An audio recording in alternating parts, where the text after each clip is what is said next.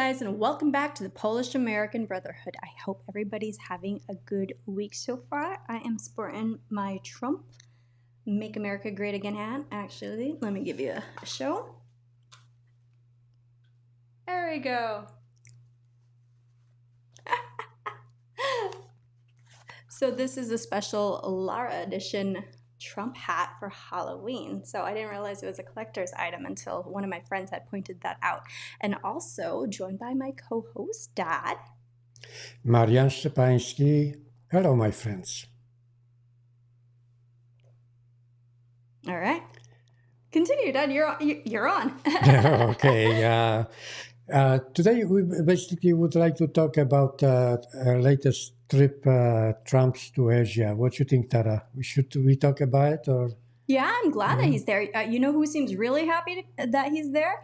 Was it the Prime Minister of Japan? Japan, yeah. She looks extra happy. Well, whenever he went to Malaysia or Japan, he was very welcome, and the first female Prime Minister in Japan.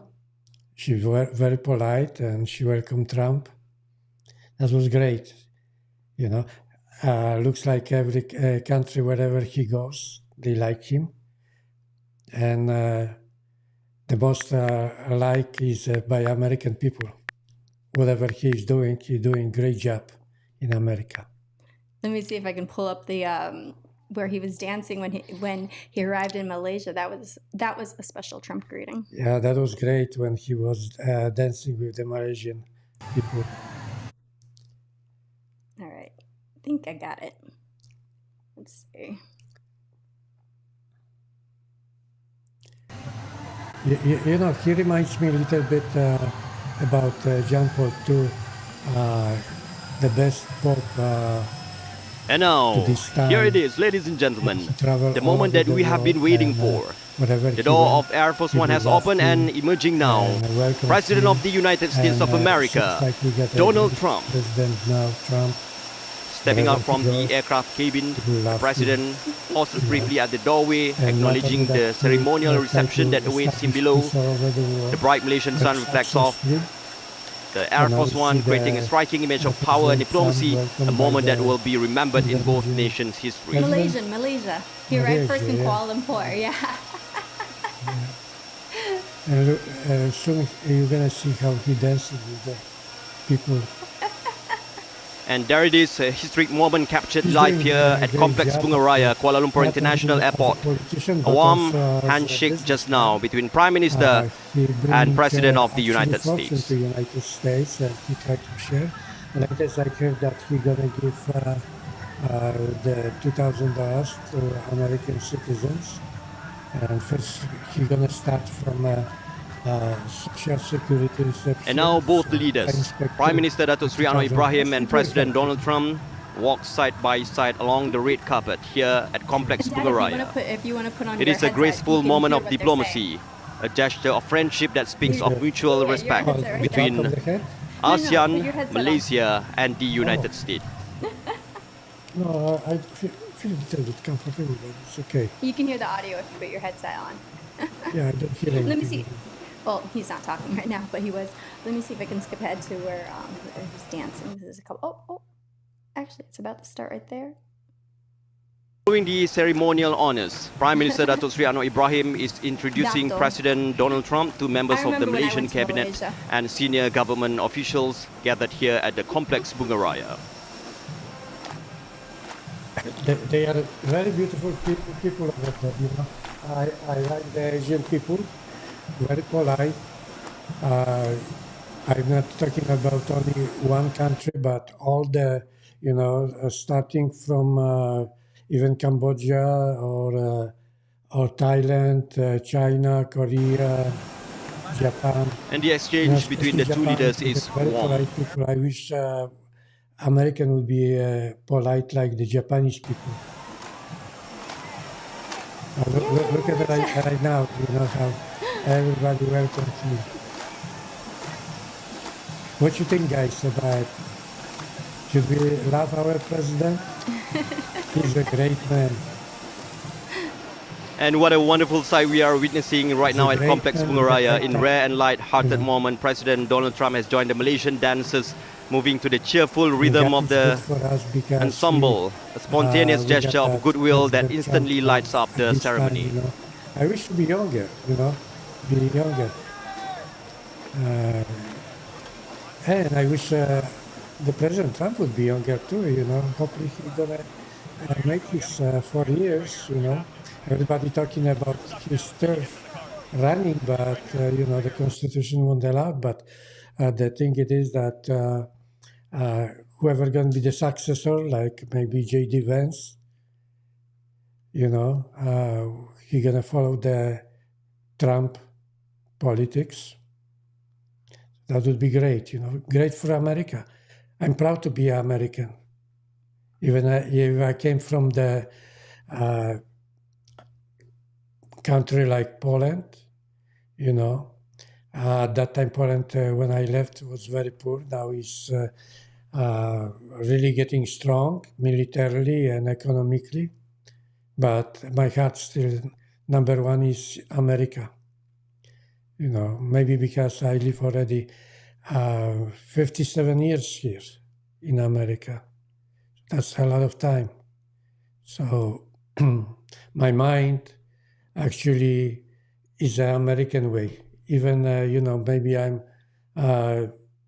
look like Polish, talk like Polish, with Polish accent, but that's okay. In my heart, number one is America. A lot of people, they're saying that they have fears now that they're going to be deported, that they're deporting like U.S. citizens, which isn't true. They were starting that rumor with the Maryland man who was actually an El Salvadoran national that I believe they sent him to Ghana? Did you hear that? Yeah. But yes, U.S. people are not being deported, and I don't know. I think that they talk often about if you have an accent or if you're brown, you're going to be targeted and everything. I mean, I have no concerns. Adam has no concerns. Dad has a thick accent and he doesn't have any concerns. They're just trying to make people fearful. And I mean, and those who have come into the U.S. illegally and who are here without status, yes, they should be fearful because it's a risk that they took of deportation. They, in a sense, when they made this decision to come over, a consequence of that is being deported at some point in time. So, I understand if they have fear because yes, it's a possibility, but it's wrong for people to be saying how you could be targeted just because you're brown or just because you have an accent and everything. That's only from the propaganda from the Democratic Party, which really getting pissed off on the success of what President Trump doing, okay? But if you are a good person, don't worry about it. The thing it is what I would suggest, if you came illegally here, come to the police, register yourself, and I'm sure you're going to be okay because America is a big country. They need more people, And if you didn't do any crime in your own country, you coming here just to be a good person, do everything legal. Well, they did launch a program that offers $1,000 to self-deport, your plane ticket, $1,000, and the opportunity to apply into America the legal way. So if you choose to self-deport, that's the best option, and it's a program that wasn't given by previous administration. So that's the best option, that if you did come illegally, is to make the decision to self-deport and then apply the legal way, and then take advantage of the program that the government's offering for self-deportation. And it's a great program that, even though it's $1,000 from taxpayers that are providing for that, it costs significantly less than $1,000 versus what's currently being spent on deportation efforts. Yeah, one thing, if you want to leave the country and try to come back legally, that would be a great idea because, if you once deported and the government have to spend $17,000 to deport you, they prefer to give you that $1,000, and a plane ticket to go back, and this way you can probably, for that $1,000, you can apply to come back. But even if you don't want to leave the country and you don't have any criminal thing on your head, just go and register yourself. That's what Trump says, that you have a time, because if you don't register yourself within, I think, 3 months, okay, then you are in trouble. I think that deadline has already passed. Probably, yeah. That deadline was a while ago, so we're several months into these deportation efforts. But even that, look for the legal way to come back to America if you really love America and you want to stay here and probably make a faster progress than in your country. So just do a great, and the new what President signed, the executive order, it is that even if you have a green card and you commit a crime or even like a small thing like driving under influence of alcohol, you're going to be deported. Okay, so be careful. Yeah, I see that. This is just remind everybody about what you should do when you even holding the green card. Okay. I see the efforts that are going to become more strict, because now with the DUIs, even if you're a green card holder, if you have a DUI, your green card can be revoked. You're not a U.S. citizen. You're still considered, you don't have the full-fledged rights of a U.S. citizen if you're a green card holder, so you still have to be a model citizen, and that's the way it should be.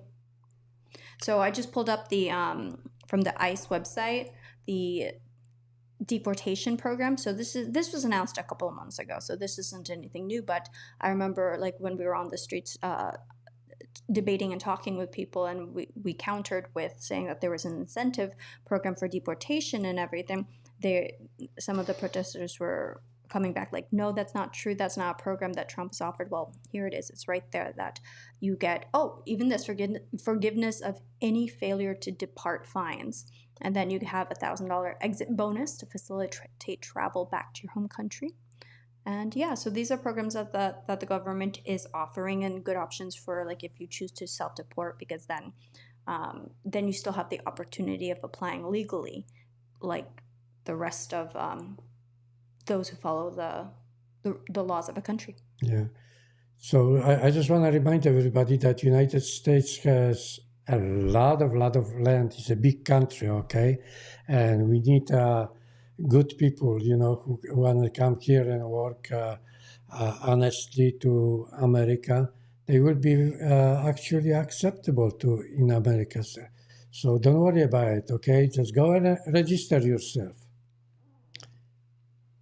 Now, the thing is that we talked probably enough about the thing like coming illegally to this country, and Tara went to the No Kings protest. Tara, what do you bring to us about what's your experience? You talked to a lot of people over there, and what's your experience about it? The No Kings protest was held on October 18th, and here in Florida, it's peaceful. I mean, the Tampa one that I had attended was also with Adam Francisco and several of the MAGA gang. So there, since in a sense we had counter protesters, and they were there representing us MAGA crew and everything. So it became a little contentious. Somebody tried spitting on Adam, and then for Never Woke, somebody assaulted him and punched him in the face. I think the update from that, the woman has been identified, and we have been encouraging him to press assault charges for that against that woman, and then another woman stole his MAGA hat as well. I mean, the brazenness that a lot of these people have, they think that they have the right to assault because they have hurt feelings. You never have the right to execute any form of violence as a result of your feelings being hurt. The only time is self-defense.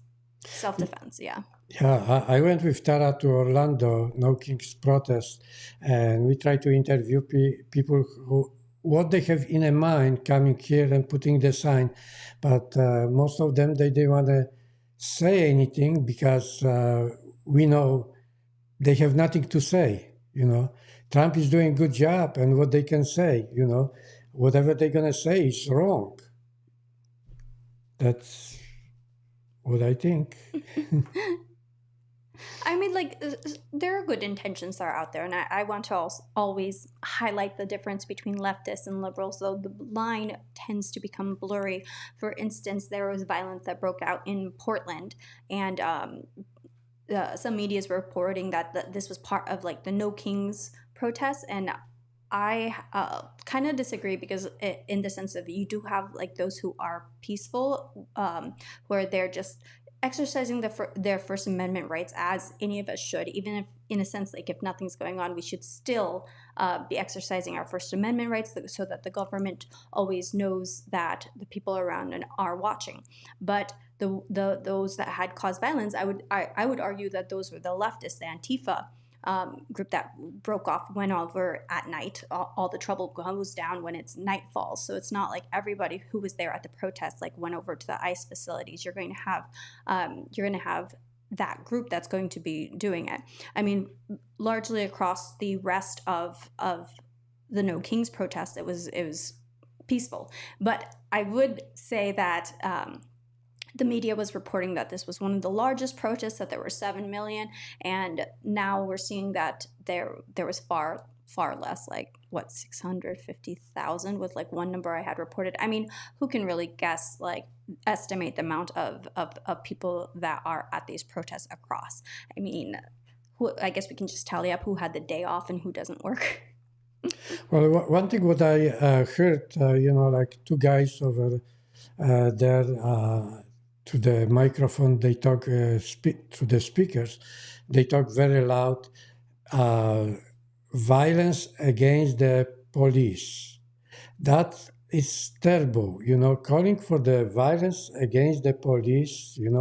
What we can do without the police. Look at if you sometimes watching the how much problem the police have with the criminals.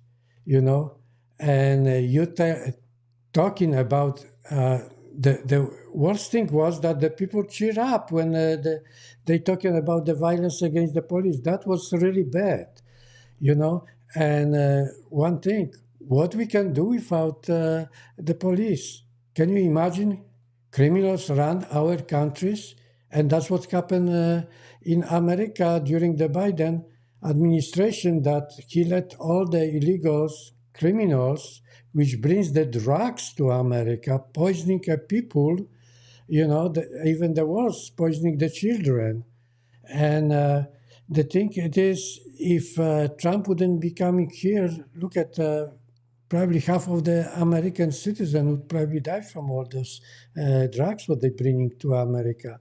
Trump is doing a good job. And guys, if you are patriots, you love this country, you have to support President Trump. I just brought up to the screen, William Joseph is saying, in Portland, the ICE facility are the fifth stringers, not the real Antifa, mostly homeless and potheads. So yeah, that's true. Like, there are a lot of people who were other journalists that were interviewing those there and showing the footage of the people who were protesting at the ICE facilities. And then I also saw some video of that they started becoming strict. Like, the police actually started to, like, keep people off of the streets, basically enforcing the laws that are already there, but they weren't really enforcing before, like not blocking the streets or open, drinking out in the open. So I saw some footage of the police going around saying, hey, we're going to start enforcing these laws. And then a lot of things cleared out, and they're basically little homeless tents or supply tents was left abandoned. Well, one thing, we're saying this is free country and we are allowed to protest, but there also have to be some rules, okay? You're not supposed to get closer to the law enforcement less than 10 feet, okay? Because otherwise you're interfering with the either the police or ICE. I'm talking about law enforcement. If you comes and get closer, like even touching the law enforcement, well, that should be considered a crime.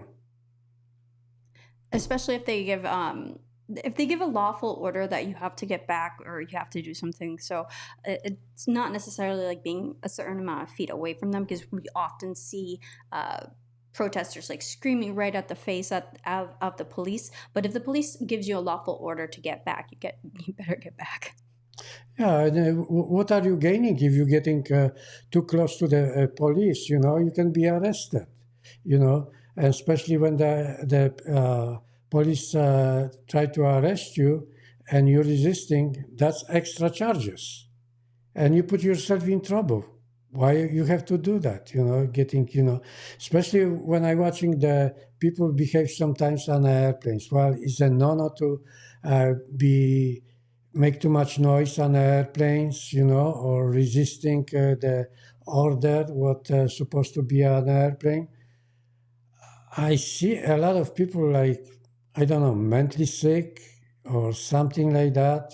Sometimes they seems very intelligent looking, but they try to make the point that they want to do something that is not really lawful, and they're getting arrested. What else? They can be not only kicked off from the airplane, but they can lose probably coming even to the airport. Oh, okay. No, what we're doing right now is we're just giving people warnings. What we haven't been enforcing is like. No, what we're doing right now is we're just giving people warnings. What we haven't been enforcing is like the drinking in public, the standing in the middle of the street, the blocking vehicles, discon, stuff like that. What we're gonna do is we're giving everybody like a general warning right now. Hang on. So we're giving everybody like the general warning right now. Okay, we're gonna be enforcing those things. Why? Why are you helping them? Because we're not helping the feds. It's the law. If you can stand on this sidewalk and peacefully. Actually, so how she said like, oh, we're not helping the feds, because often the Portland police, I've seen footage of them like advising the protesters on how like not to be arrested, and it seems like very much like, and coaching them how to get away with things.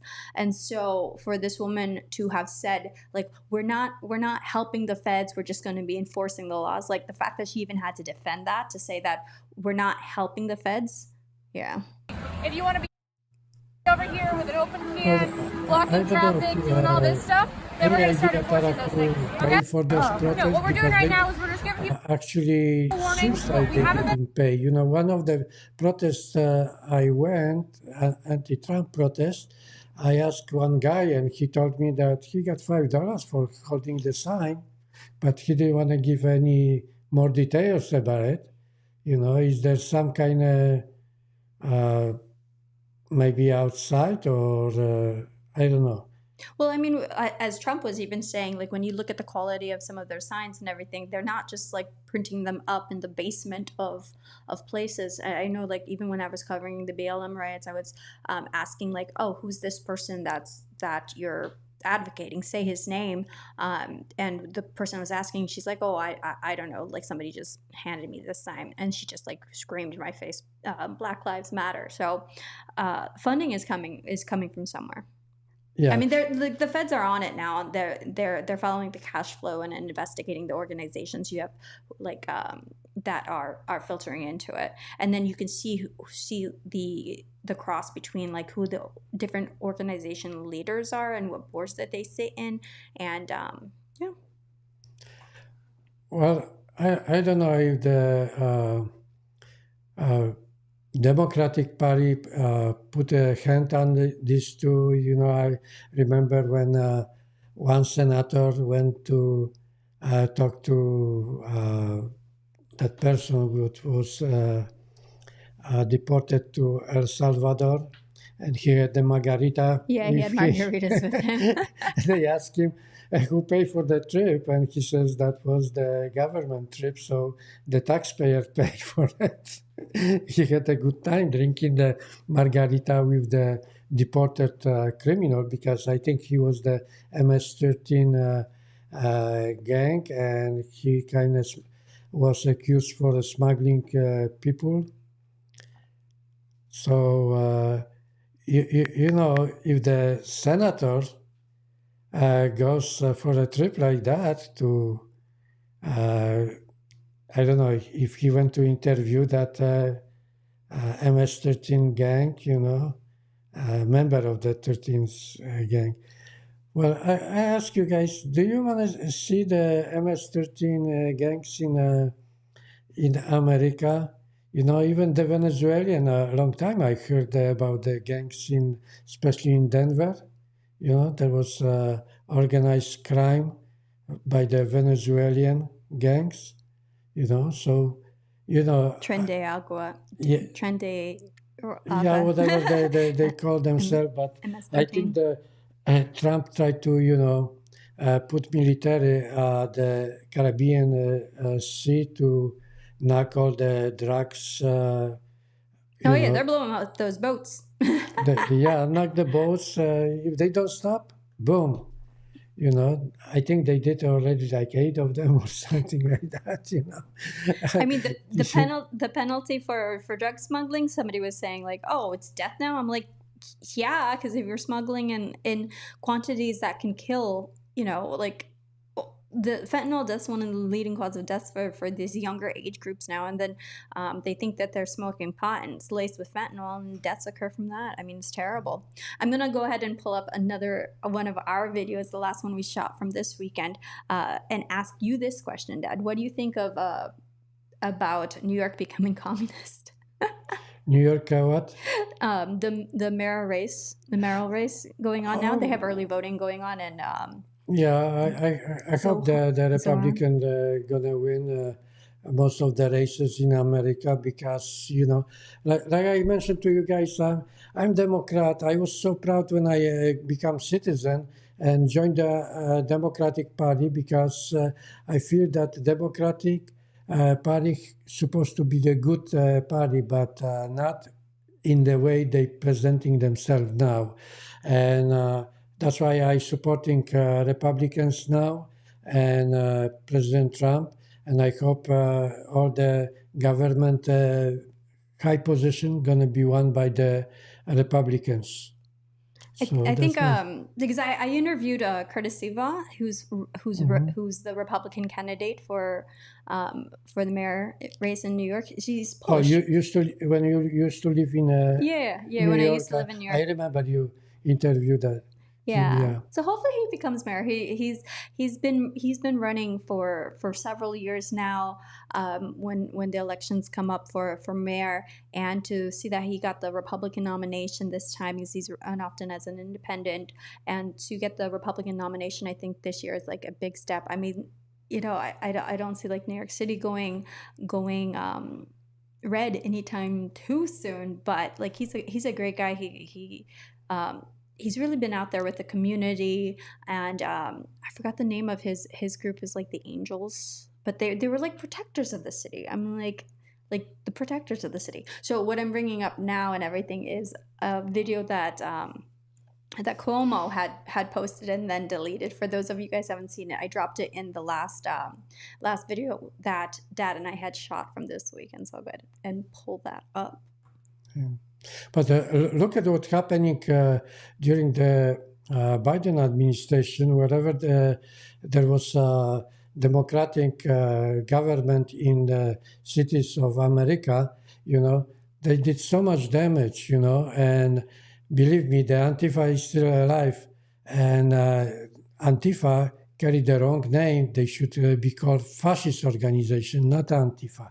No, you know, it's kind of like opposite. Yeah, they call themselves opposite because they want to gain some people attention or something like that. But they not Antifa, believe me. They are fascist organization. And if we want to find out where is the originality from the Antifa, yeah, it came from Germany, you know, and that was originally come from the Communist Party in Germany.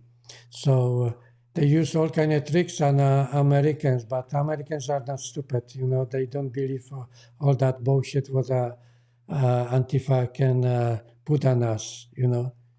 It's Guardian Angels. Thanks, William Joseph, for pulling up that fact for me. So, Dad, if you want to put on your headset so you can hear the audio. Okay. I feel a little bit uncomfortable with the headset, but that's okay. Yeah, my daughter told me to put it on. Put it on so you can hear. Because sometimes when you're talking over the video. So okay, let's try and watch the video. All right. Is that a witch hunt? What they've been after our President Trump? Those are witches. Mr. Trump, we found your witches. What is something that scares you about America right now? One thing mostly what scares me is the Democrats. You know. Why are Democrats scary? Well, what the hell they doing to America scares me about our future.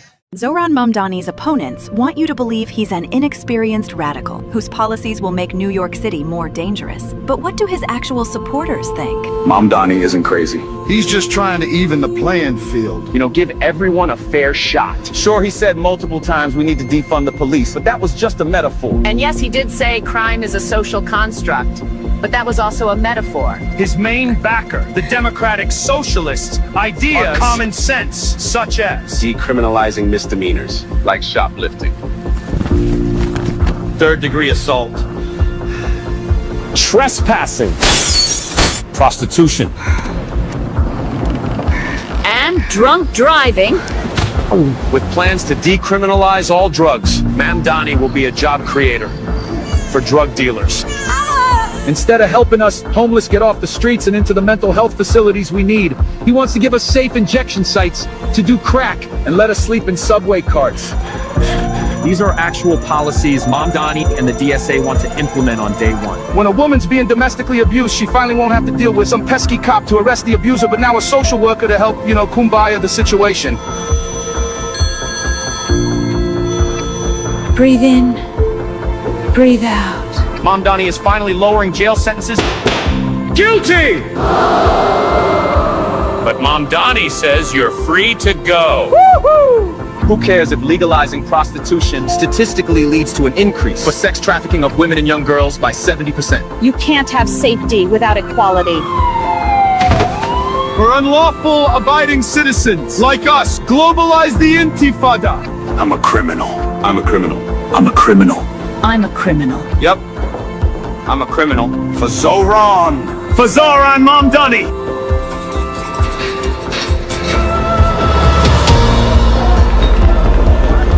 I didn't have a real job until I was 30, but sure, give me the keys to the city. What's the worst that can happen?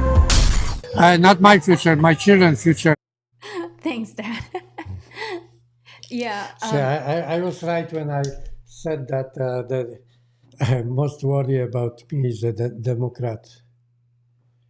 Oh, so William Joseph saying, the real issue America is facing is the Muslim Brotherhood and Islam MHO. So actually that's something that I had also included in the video, so I'm going to bring up that clip as well about so some of the people that we had interviewed this weekend over at the Halloween festival that was happening in Lake Eola.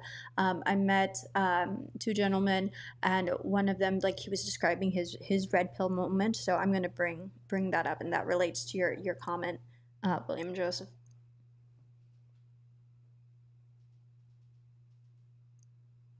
And just one moment. Here we go. Let's pull this one up. Oh, where did my mouse go?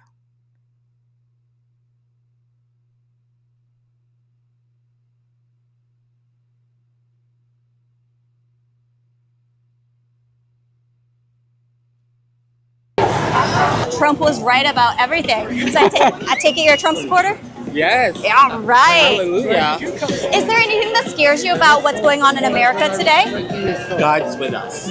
God is with us, absolutely. Isn't it great that we live in Florida versus like some of the other states? Yes. God's in control. So you were just telling me that you were a Democrat before and then you had a red pill moment. What was your red pill moment? Well, I mean, I'm telling you, the red pill moment was the Pulse nightclub shooting. Yeah. You know, and people need to understand what happened there. So, I mean, it's crazy. Exactly. And you know, the only one who could say radical Islamic terrorist, you know that, was President Trump. Yeah, he calls it as it is. That was my moment. It's like, damn, you know, who shot these friends of mine? So sorry. Right? I know, it's crazy. So. After the attack, Donald Trump tweeted, quote, "Is President Obama going to finally mention the words radical Islamic terrorism? If he doesn't, he should immediately resign in disgrace." But this is the problem that a lot of people have with your words. The ban that you're calling for, these people were already here, and they worry that your words just inflame a situation and get people who weren't even thinking about doing these kind of acts, turning them against us. Do you worry about inflaming an already very dicey, sensitive situation? Do you worry about that? Well, did you see what happened yesterday? They're worried about my words. Yes. Look at the people that were killed yesterday. And this is just the beginning, okay? This is going to get worse and worse. I see yesterday where they announced on ISIS radio. Can you believe they have a radio station? They actually have a radio station that we haven't taken out. And by the way, those are the things that inflame, because on the internet, the use of the internet, they use the internet better than we do. Yeah, but they use the internet, they create radio stations. How are they allowed to have these things? And those are the things that inflame. And we better get smart to it, because believe me, all I want is safety. I want safety for this country. What happened yesterday will happen many times over with a president like Obama that doesn't even want to use the term radical Islamic terrorism. He doesn't want to use the term. Right. Yes. So yeah, actually, like William Joseph, like you mentioning that, it reminds me of this clip, and it relates to that because, like, you know, we got one issue that the media has always done with Trump is policing the words and saying that, oh, his words are what's inflammatory as opposed to what the actual situation is. Talk about gaslighting America. I mean, like, oh, the issue is the words he's saying, not the actual attack that's going on. So as Trump is saying, like, we have to realize what's actually going on. And so, like, by not even controlling, like, the flow of immigrants that come in, and especially from, you know, certain groups of people where that terrorist attacks do tend to come by and everything. So, like, when you have radical Islamic terrorists who are the ones who are doing these terrorist attacks here in America, like, so the media was there saying, like, oh, this is an American born, but that doesn't mean he wasn't radicalized by like this news or radio station that they have, or other people that are coming in. So you see the radicalization. It doesn't matter, even if you're born here, you're still being radicalized by this kind of ideology.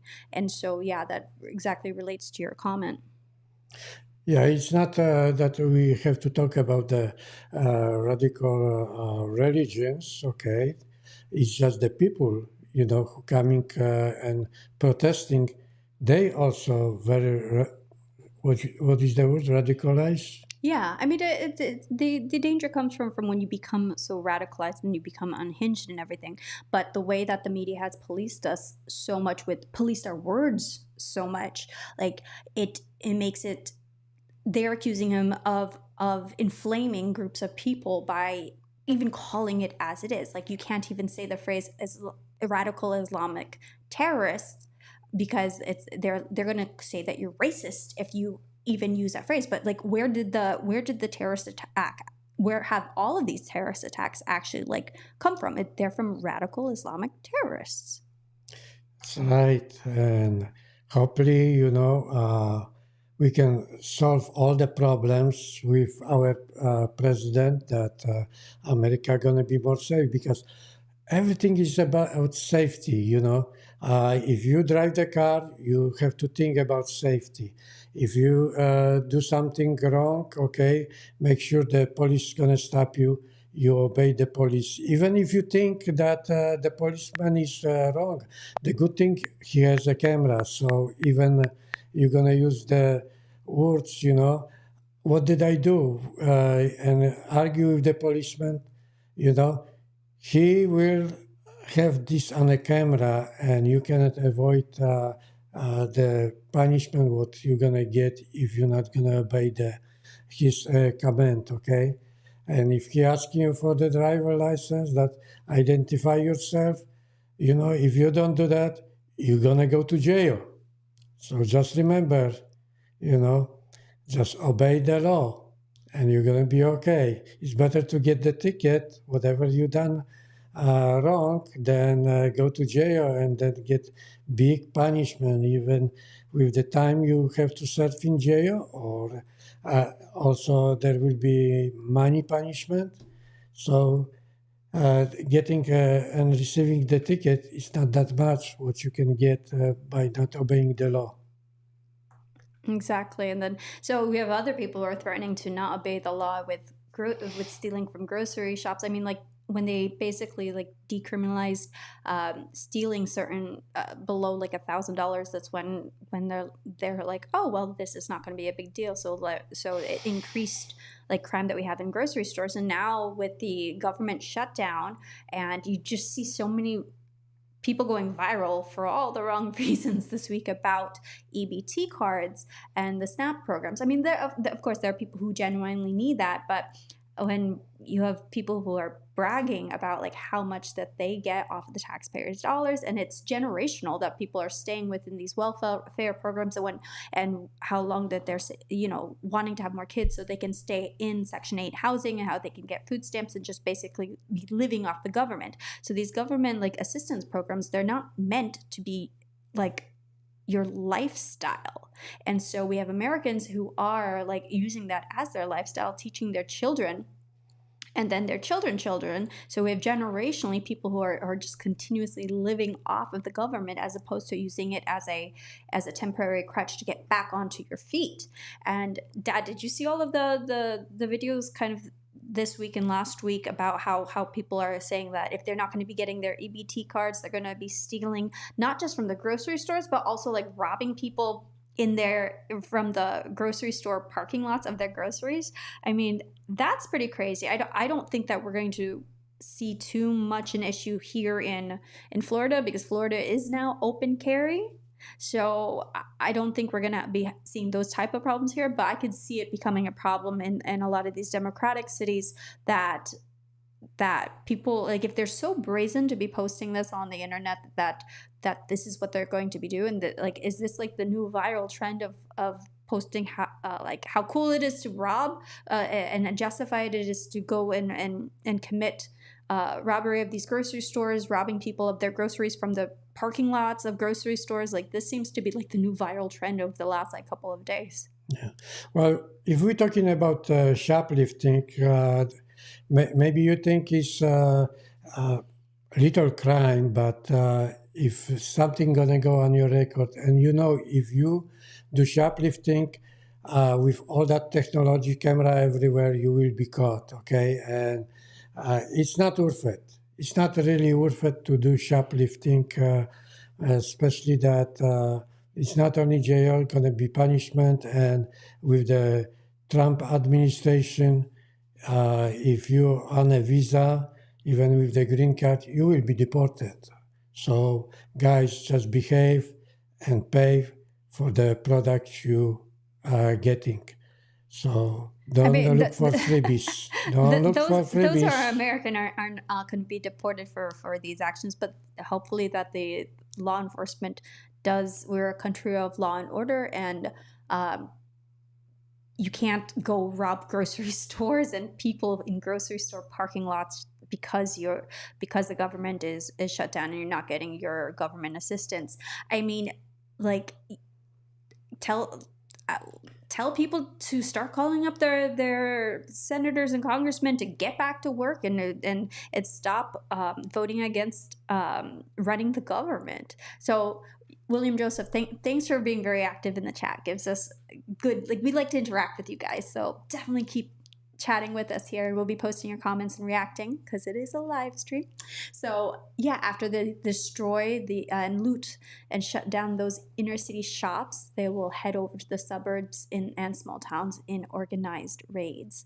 That's an interesting point too. So that is something that could happen if it goes, because it does seem actually highly organized. The fact that just the sheer volume and of the amount of videos that people are posting about, like, yes, I'm going to go rob grocery stores and how justified they are in doing it. Like that, actually, I can see that happening, that once they clear out and shut down the city grocery stores, what stops people from coming over the suburbs as the government continues to have this shutdown.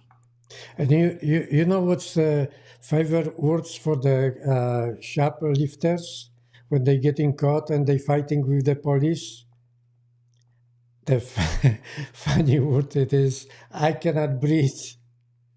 You know, they pick it up during the Biden administration from the Floyd, you know, I cannot breathe, you know, and the other word it is, I didn't do nothing. Well, with the technology, they got you on the camera. And once you even fighting the police, you're getting extra punishment for it. So it's good that because the ICE agents and police officers all wear body cameras and everything. So when people are like, "Oh, I'm filming you," it's like they have body cams to show all that's going on. Oh yeah, William Joseph Howard, you're saying like they're gonna blame it on Islamophobia. Like they call everything racist. You can't even point out which the importance of having demographic data and everything and statistics and everything is not to be racist, but to analyze where the root cause of problems come from. And so that data is important, and like people have a right to that information. Yeah, one thing you guys talking about the Islamists doing bad things. Well, everywhere they are bad people, not only the Islamists. I watching sometimes the TV in Poland, and Poland is 98% Catholics, okay? And we have a lot of criminals also, you know, especially even in the politics, where the politicians stealing the money, you know, and they have the immunities. You cannot do anything about it. You know, that's funny thing, you know, that we're not talking only Islamists, you know, we're talking generally about all the people in the world. We have a good people, you know, we got patriots and people who try to destroy America, mostly the Antifa or the Black Lives Matters, right? Which we're not supposed to, it's wrong to say Black Lives Matter because all lives matter, you know, either you white, yellow, whatever color you are, you know, Orange. Your life is, you know, very valuable to us if you're a good person. Absolutely. Another comment that I'd like to highlight that William Joseph is saying, how things are losing its sting. Yeah, like they've the way that a lot of these words have been just like tossed around so loosely, it takes away the sting from it. I mean, like I've been called racist and all of it through. It used to be like the worst thing to be called any of this, but after what, now we're on like 5 years of, if you have conservative, if you believe in a secure border, you're racist. Like if you believe in you're sexist. If you're pro-life, I mean, these words that they toss words around like fascist and Nazi so loosely that it no longer has a sting. I'm like, okay, call me whatever you want. Like that was their power before, and it has no power anymore to be calling these names, because as we see that whenever somebody doesn't have an actual argument, they attack the person in order to invalidate the person as opposed to the argument itself. So little like debate tactic, because once you're taking away the person's credibility, so that way or you're attempting to take away the person's credibility, the way that you know, mass media had been calling Charlie Kirk a racist, a homophobic, all this kind of things that he absolutely is not.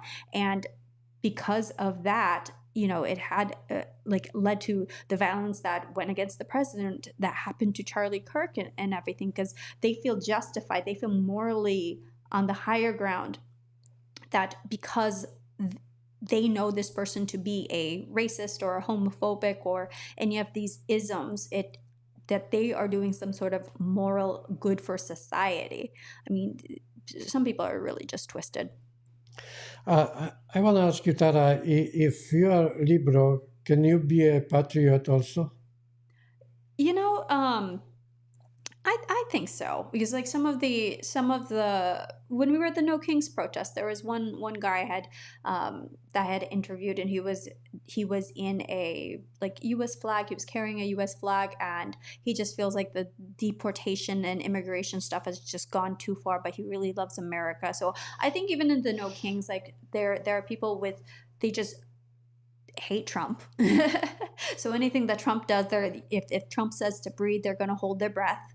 So with that, they see him as going against America and everything, and that's their view. That's up for people like us to be speaking and hopefully help to change minds, more so with even trying with kindness. When I get into debates on our channel, in the threads of our comments and everything, the worst thing I'll probably say when you're going against me these days, I'll tell you to go touch grass. That's one of my new favorite sayings: go touch grass, or God bless your heart.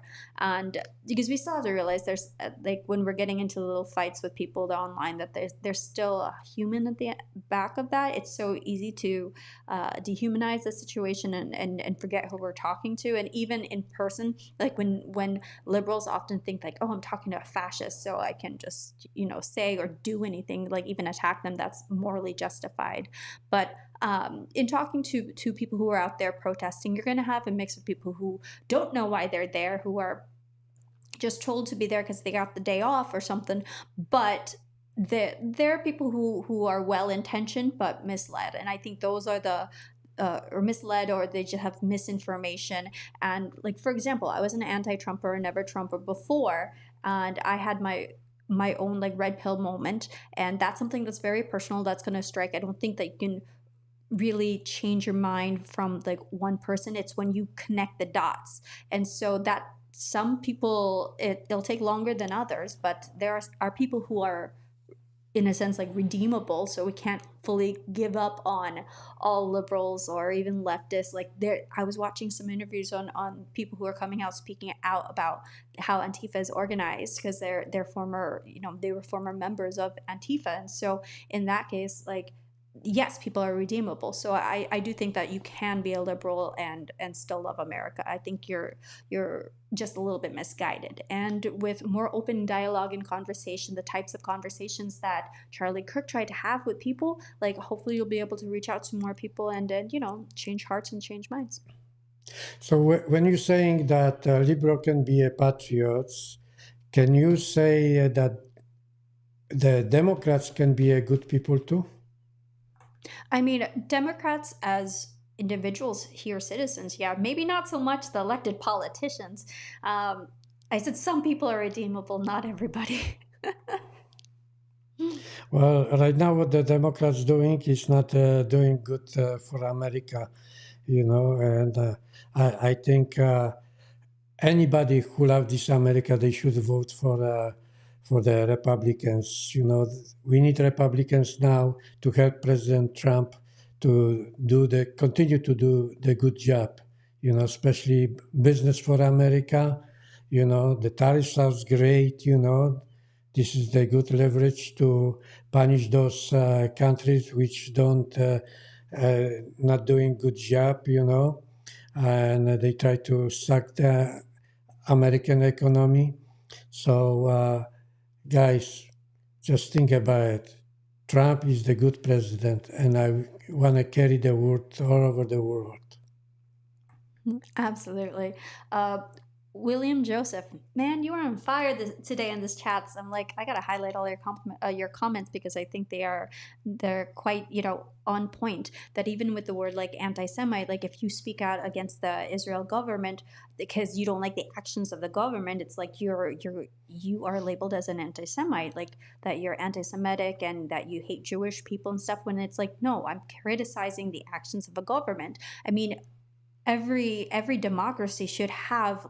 People should be criticizing the government. It's when we're challenged that we look to become better, or because you either buckle down in your beliefs or you rethink what they are and you try to just do better and everything. So we should be always pushing back on our government. So I think our No King's Day, we don't have a king, so that's my view. But there are people who feel like that Trump has overstepped and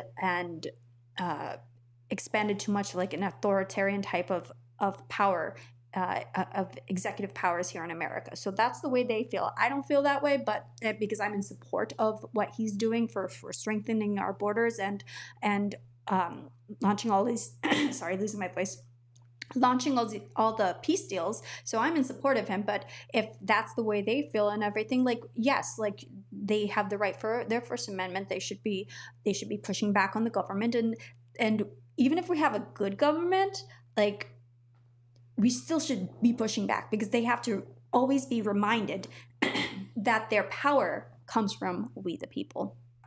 One thing, guys, we have a good president, but the thing it is, without our support, we have to give him more energy, Without our support, he might not have so much energy like he's supposed to have, because he's already older man. He's 79 years old, I'm 70, gonna be 77, and I know what that means to be an old man, I'm not so energetical like I was. Energetic. We're still working on Dad's English. When I was younger, I think differently now than I was younger. So without our support, Trump not going to have so much energy. You can see that he's physically not a man like he used to be. And yet he still does a lot for America. So for those of us who are way younger than him and don't have the ounce of energy that he has to be improving America, we can always see how we can do better. And then another comment from William Joseph.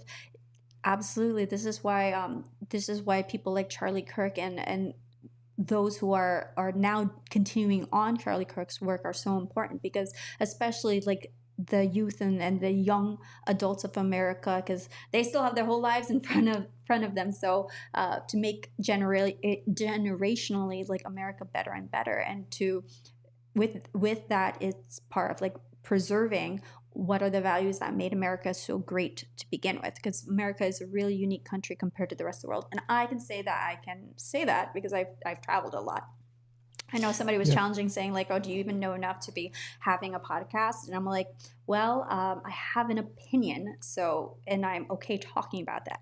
Dad and I aren't right about everything that we say. I mean, yes, this is commentary, this is opinion, but we want to have that kind of open dialogue with people out there, whether on the street or here on the internet, and engage with people. Because like when you shut down conversations, that's when like I talk to people who I favor talking to people who disagree with me and everything, because it's about challenging each other in a non-violent way. And then people see so many extremes now with violence being out there, but when conversation shuts down, as Charlie Kirk will say, that's when violence is going to be happening more. So we need to continuously talk to and engage with people who have different ideas than us. Everybody's going to contribute differently, because we all have different perspectives. But when we put those perspectives together, it's about finding, like the balance between it.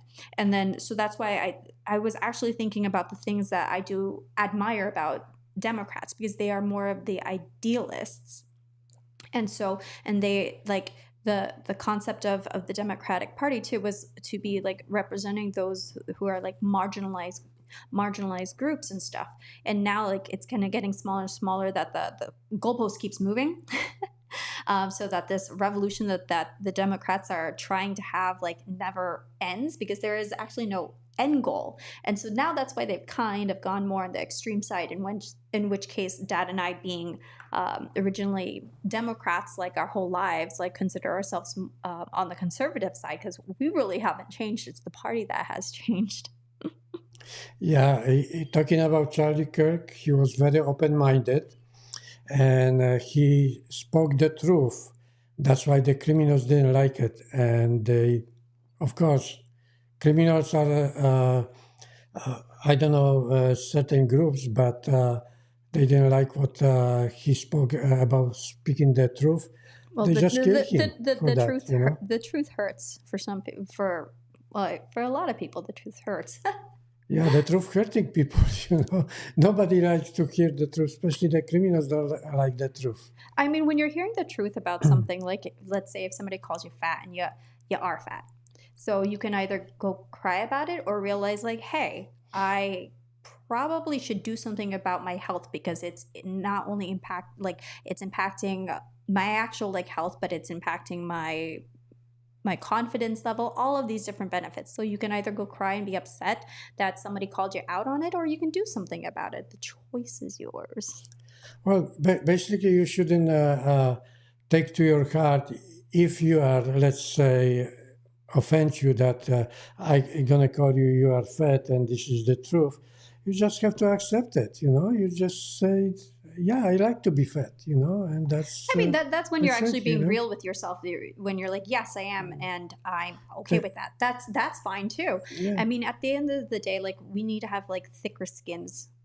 You know what they say, like tough times create strong men, and weak times or easy times create weak men and everything. So like generations before us that had World War I, World War II, and faced like actual battles, produce really strong generations that rose up to the occasion, versus like now we really haven't. And so in which case I think some people have a little bit too much time, that now we're just questioning what is a man and what is a woman.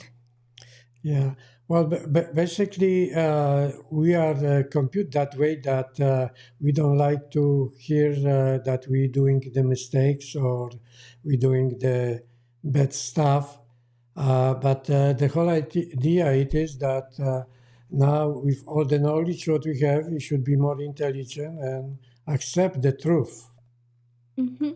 And you know, when Dad and I are just being fictitious with it, was using an example of saying like, if you're fat, like we're not saying like you should go be mean to people. I mean, if you have genuine concern about a person, like for independent of health or whatever, like to be truthful with them. For example, when you have a child that says to you, like if they're a girl and they're like, I'm a boy, like now we're entertaining like this delusion of it and be like, yes, if you feel like you're a boy, then let's like get you some gender affirming care. Like, no, a parent that loves their child is going to, and who's a good parenting is just going to be firm with them, saying like, no, you are a, whichever example, if you're a girl, you are a girl. That's the way that God made you and intended you to be. And so you will never be a boy. And this is biologically how it is. And so God made you in his image and the way you're supposed to be. And so like for them to accept that, we're trying to be like, even with what's it called, like this body positivity movement. I would hope body positivity has more to do with, you know, if a person has lost a limb or something like that, because, you know, everybody is beautiful in different ways, but we shouldn't be, if it's a health risk or health issue to the person and you love them and you want them to be around, you tell them the truth, like, hey, get it together because I love you and I want you to be around. Like if a child is saying like, I'm a boy when they're a girl, like, hey, you're not actually. So like you should love the way yourself you are. You should love the way you are. And if you're having issues with that, let's get you the help that you actually need. So that way you're also around. And being real with people is showing love, and I'm saying not to be cruel to others, but giving a reality check and everything. That's like telling the truth. It's more love than anything. Yeah, one thing, you should be proud of yourself. Whatever you are, you have to accept it.